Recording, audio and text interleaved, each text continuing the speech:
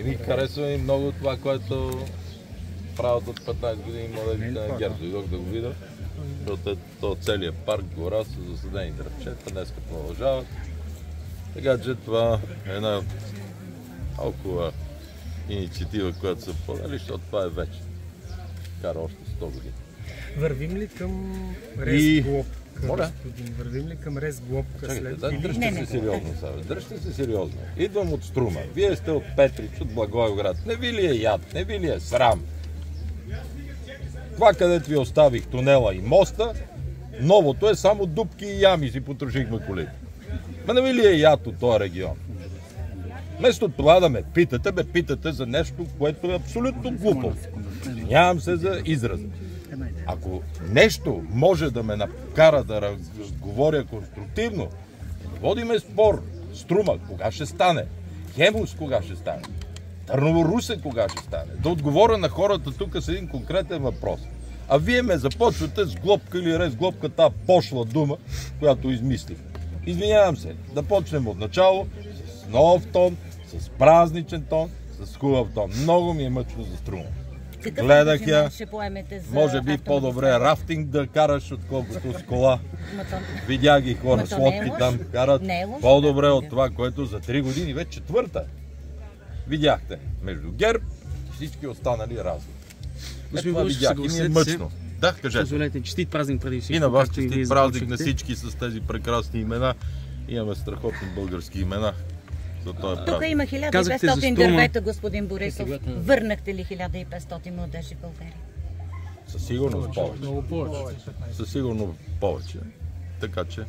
Позволете да ви питам, казахте за Струма куп други проблеми, но за всичко това не трябва ли редовно правителство, за да има такова след изборите? Имаше редовно правителство, но да нищо това не се случи. Не се виждате, че и сега темата за разговор изобщо не е тая. За съжаление казвам. Така както оставихме, така сега минах и гледам тунела, моста. Но ние с вас точно сме минали оттам, когато го оставихме преди 3 години. Сега щехме да сме минали си митли, лявата лента да е до граница. Много ме е яд. Загубено време, но и парите ги няма. И парите ги няма, за да поеме ангажимент. Няма парите. Добре, продължаваме промяната отново. Ще продължавам аз да ви питам. Вчера поставиха условия за да управлявате. Заедно да работите по тяхната програма и Денков каза, че ГЕРБ се управлява, се командва от Пеевски. Готови ли сте да работите по тяхната програма? И така ли е? Днеска е цветница. Какъв е Денков? Професор, който стана академик, докато беше министр. За да ме карате, аз ви обяснявам какво сме загубили 4 години, вие ме карате по тяхната програма. Коя е тяхната програма? Какво за тези 10 месеца запомних? Айде вие ми кажете, кое да продължа от тяхната програма. Айде да започнем с вас. Какво желая? Момент. Аз отнасям голямо уважение, но се познава от 20 години. Всички им е интересно, вие какво ще кажете, господин Борисов? Ама разбира се, защо им е интересно? Защо им е интересно? Защото зад мен е момент. Защото зад мен има гора. От хора, от младежи, от партия. Тази партия се е градила през годините с направени, доказани, материални да ги пипнеш дървета, магистрали, училища, университети, стадиони, сали. Това е разликата. С цялото ми уважение, добре, че не стана господин Денков министър на образованието. Защото, представете ли си, един учител, един професор, един академик, един университетски преподавател, да поощрява своите младежи да шибат бутилки, да чупат стъкла, маси, за да дисциплинират своите опоненти. Вие представете ли си тази маса, ако пусна? Какво ще стане с преговорите? С кои преговори? Вие разбирате ли, този човек вчера е казал нещо, което ни връща във времето на бой с пръчки на учениците. Аз мога да ги нарека с всякакви епитети, но просто най-мекия ще използвам. Хора, говорещи не истина. Никога Петков не е хвърлял бутилка в моя кабинет. Никога. Така че Денков да си спомни и да не включва няколко неща заедно. Дори мен ме е срам от този инцидент, когато изшива бутилката и изчупи стъклото, в стария парламент кабинета на Росен Желязков. И то пред Христо и Атанас. А ние с Деси Атанасова се смеехме, защото и се видя това ненормално. И сега като чувам как по парламента, че се гонят с бодигардове, без бодигардове, а всъщност хората ги интересуват. Какво ще стане с тези инфраструктурни проекти? Какво ще стане с образованието, с доходи? Куп въпроси. Ако по тая тема ме питате, дали и с кой ще работя, ще работя. А иначе аз мога да кажа, че всеки документ се пращаше на Лена да се провери и да се каже окей. Така са се разбрали, така са работили. Никога с тези хора не можеш да говориш с един човек. Те почват да се питат. Киро, Асен, Лена, Денков, Христо, Атанас, Панев. Чакаш ден и половина, за да мине всичко. И изведнъж сега, вместо те да казват, ние направихме нещо добро, ГЕРБ направиха добро, бихме могли ли заедно да направим още по-добро, те почват да говорят всеки ден глупости, с които затъват. Факт е, че фалшифицират документи, фалшифицират и всичко, което е свързано с тях, те викат, това не е верно, това е предизборно. Ние не ви закачаме. Нито веднъж ние не сме се изказали срещу тях. Моят противник на тези избори са Възраждане, БСП, проруските партии. Про-националистическите, про-популистските партии. Те са моя проблем. Не моя, на партията. Това е нашата червена линия. Ние сме Европейска народна партия. ДПС сред тези партии ли е? Тя е либерална, системна партия в либералите в Европа. Аз и сега работя с тях. И винаги сме работили с тях през годините. Защото те са системни. Когато ставаше въпрос за Северна Македония, защото сме тук, първата партия, която каза да бъде приета, беше ДПС. Ако си спомняте. Когато ставаше за подкрепата за оръжието за Украйна, първата партия, която го каза, беше ДПС. Да, после ние направихме всичко, като най-голяма.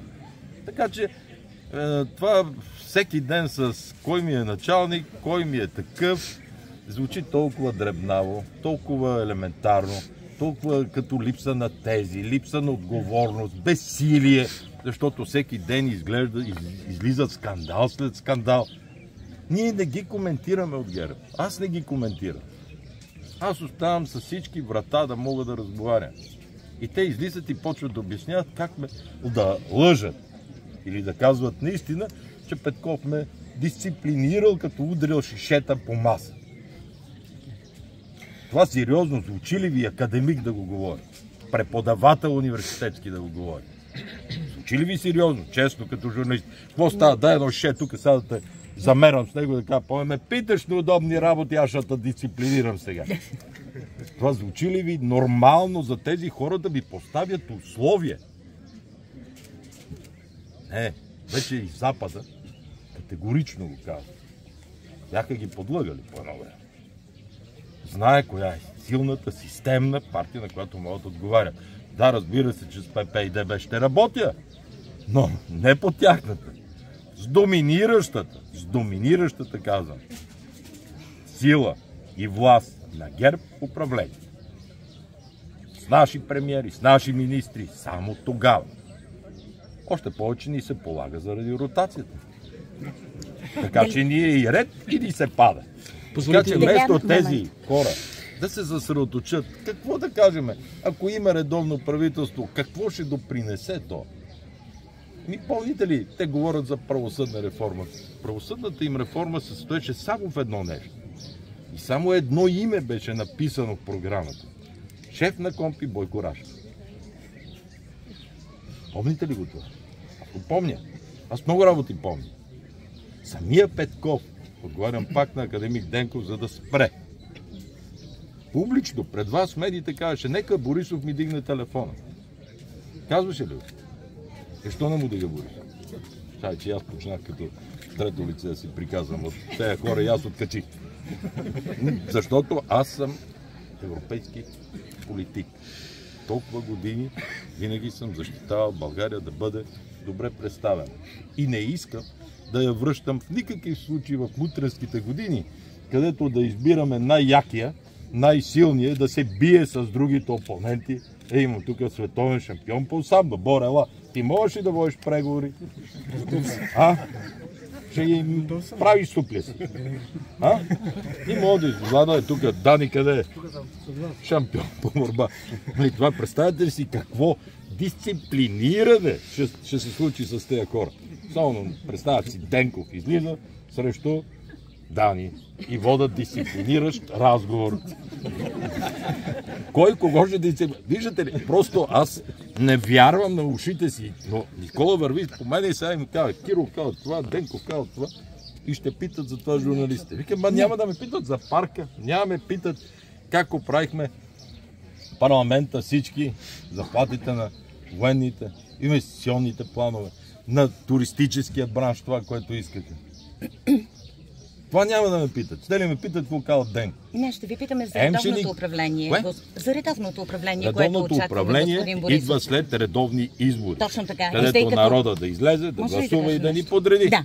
Тъй като Делян Добрев само преди малко по нашия ефир Хоризонт каза, че е напълно възможно да постигнете такъв резултат, че да управлявате и сами. Ще управлявате ли сами или ще търсите партньори? Кое е по-здравословното? Мисля, че както в художествената гимнастика, най-високите и най-ниските резултати се вадят при класиране. Когато говорят Денков и Делян Добрев, просто техните изказвания трябва да ги махнем и да остане това, което е сърцевината. Сърцевината е на тези избори, хората действително могат да ни кажат по коя програма да работим. Хората могат да ни кажат кой да е отговорника за изпълнението на тази програма. Дали да сме заедно, дали да сме по-отделно, дали да сме в голяма коалиция, дали да има техническо правителство, експерно правителство, служебно правителство. Аз прогнозирам служебно правителство, но може пък народа да реши да има редовно, да излезат да гласуват и да ни подредат така, че да има и редовно. Чухме и нещо друго. Вие имате най-много избиратели, но Пеевски има най-много власт. Моля ви, коментирайте го, тъй като е важно. Моля? Съвсем сериозно ви го казвам. Това се чу. От кой се чу? Любимеца ви, Петков. Кой? Какво да ви кажа? Който да го е казал, той е излязъл в ефира. За това вие сте заедно, защото вие имате най-голямата и твърда избирателна маса, пък той има властта. Коя власт? В държавата. В кое? В кой министър е него? Кой премиер е него? Това е изпълнителната власт, има и други. Така. Коя друга власт? Коя е съдебната власт? Регулатори. Кои регулатори? Регулаторите има всички са извън партии. Мандат. Ето пак, просто всяко техно изказване им връща топката като бумеранг. От четвърта година или колко ГЕРБ го няма никъде. Защо? Те не са... Не е вярно, че ви няма никъде. И къде ни има? В парламента ви има. Да, в парламента ни има. Ние бяхме опозиция през допреди тези 10 месеца. Бяхме чегъртани от всякъде, нали? Питате ме за регулатори. Защо не ги смениха? Помните ли как се смени? Значи, що ми излиза в ефир, той излезе и другото в ефир да го четем. Просто да се готвим за такива въпроси, защото аз имам много силна памет. Аз също. Как избраха, ако си спомняш, БНБанк? Първото най-голямо нещо. Аз заложих на професионалист, на председател Радев, който цял свят го искаше и ЕЦБ. Какво направиха ПП и ДПС? Номинираха политически фигури, които също са експерти. В смисъл? Експерти в банковото дело. Чубанов и Георгов. Две ярки политически фигури. Така е. И тогава за ПП, за Д или за там, който и да било, ДПС не е било проблем да гласуват за Чубанов, техния финансов министр. Аз ги гледах тогава, викам, бре, как се разбират тези хора? А как страшно, аз гледам да е независим действително експерт. Те си служиха партийните фигури. Помниш ли как тръгнаха да... Помните ли, извинявам се, как тръгнаха да... Не. Помните ли как тръгнаха да сменят КЕВР? изкараха един братовчет, роднина, който го върна Конституционния съд. После тръгнаха с един в здравната каса. Той подаде оставка. Те пробаха да сменят регулатори. Навсякъде. Но просто нямат хора, нямат гората зад мен. Така е, което означава обаче, че и вие имате власт. Така. Аз не съм слагал никой. Когато преди колко години се правеха регулаторите, в тях имаше и БСП, в тях имаше и от Атака, имаше и от ДПС, от всички партии в парламента имаше представители в регулатора. Така че... Добре, да ви разбирам, че вие сами не искате да управлявате, дори да получите мнозинство. Нищо не искам да ме разбират. Ама кажете го. Нищо не искам да ме разбирате. Аз искам да ви Моля ви разберем. само да кажете, ако след като приключат изборите, Кирил Петков по-рано днес беше казал пак в ефир на БНР, че преговори може да има между тях и вас, ако са пред медиите. Нещата да се подписват от медиите, публично. пред медиите, всичко да е Кой публично. иска преговори с него? Вие не искате ли? Аз не искам. Ние повече след тези преиначаване на истината, с тези глупости, които ходят да ръсат по цял ден, как някой ни дисциплинира, как някой ни казва, как еди, какво си, просто с тях работа. Повече, вижте, знаете ли за какво съжалявам? Че толкова бързо горят хората като лица, защото нито Денков повече може да е министър, нито Петков, нито Асен Василев, никой. Те трябва да излъчват сега, както аз излъчвам, Рая, Деница, такива хора да преговарят. Ние повече не... Аз след тези лъжи, след тези глупости, които говорят за тези преговори, аз повече няма да се срещна с тях. С тях като партия или с тях като личности? С тях като личности. Да си излъчват преговорен екип, ние ще излъчваме, да се срещат. Но тук пак питам. Те всеки ден обясняват колко сме лоши, ма трябва да преговарят с нас и те поставят условия. Не, господа, отидете си на избори. Нека си гласуват хората. Станете първи, станете каквито искате. Търсете си партньори. Видяхме ония ден. Страхотни партньори се намериха. Свалиха Росен Желязков. Да, натриха ни носа, показаха страховита сила и мощ в новата коалиция с Възраждане и с БСП и ИТН. Аз си направих изводите, тези, които дигнаха ръка срещу Росен Желязков, че на нашата маса няма да стъпят. Няма да преговарям повече. И има такъв народ ли? Да, разбира се, какво значи има Не такъв питам, народ. защото те поне не Аз са ги видях в националистически. залата, гледах им погледите как се ешиха с ПП и ДБ. Окей, сиреч, имате една прекрасна коалиция след изборите. Ние ще бъдем силна опозиция, защото може да им помагаме. Те да бъдат управляващи. Те го доказаха. Да си седне Кирил Петков с Коцето, Костадинов, Слави Трифонов, си седне с Корнелия, правят ни преговори. Какво се интересуват от нас? Какви условия на нас ни поставят? За какво им е? Кой ги пита, искат или не искат? Не, ние не ги искаме. Какви условия поставят? То не го пускаш, нали, за Падаро селото, той иска кмет на града да става. Това означава, че може да управлявате с Движението за права и свободи. Ние може да управляваме с всеки, който има принцип. Така че... Ама изключихте ППДБ, т.е. останаха Движението. Не съм ги изключил. Вие до сега ми обяснявате кой от тях какво каза. Ма Христо не се е произнесъл. Нали, те са по групи, групират се и му объркват. Единия ден Денков, на другия Киро, на третия Асен, на четвъртия Христо, на петия Атанас, на шестия Лена. И аз само трябва да отговарям на въпроси. Кой какво измислил, какво казал и как да го интерпретираме. Тоест, вие там виждате само Демократична България като сериозни евентуални партньори за разговори, така ли? Това намекнахте. Значи, аз не намеквам, ясно говоря. След изборите има варианти. В зависимост от това как ни подредят хората. Но има линии, през които ние вече не можем да минем.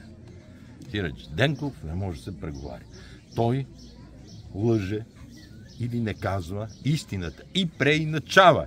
Иска да изкара един от многото лидери в тази група, като някакъв страхотен бабаит, който идва, дисциплинира всички партии, бие Певски, бие Борисов, шашка всичко живо, всички ходиме с чадъри, като Рашков, пазиме се да не ни бият по главите, защото той мета бутилки с вода, да не ни намокри.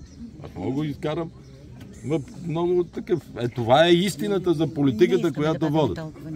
Моля? Не искаме да падаме толкова ниско. И вие, и ние. И аз не искам, но те го правят. Защо Това излиза. Какво искат хората? Сега какво искат Киро и Асен? Какво искат хората?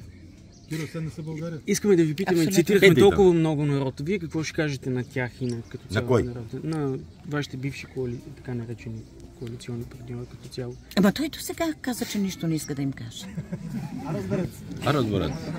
Искам да им кажа да Ето, виж, си че гледат резултатите на изборите, да се опитат на хората да покажат и добрите неща, които сме направили заедно.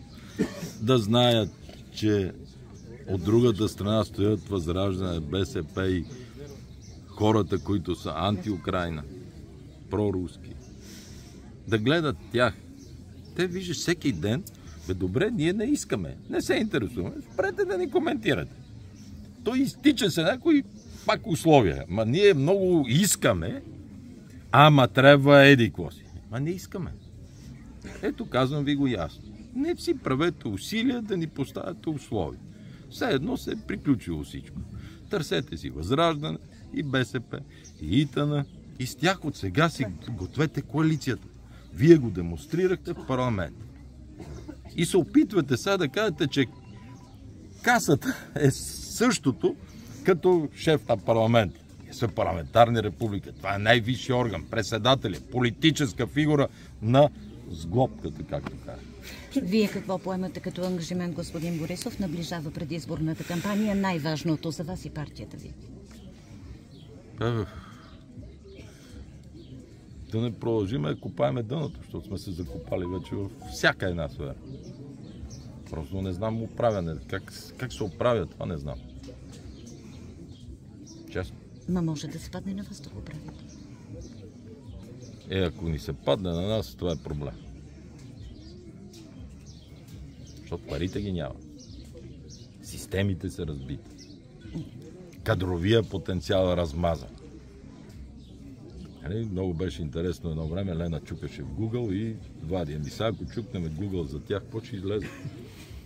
Ние нямаме вече хора, както се нарича, с интегритет, които да могат да преговарят и да предлагат най-добри хора, които да вземат тези постове. И затова се върнах към тяхната програма. Бойко Рашков. Според вас това ли е най-добрият шеф на Компи? КПК. На Компи, да. КПК вече. Благодаря ви.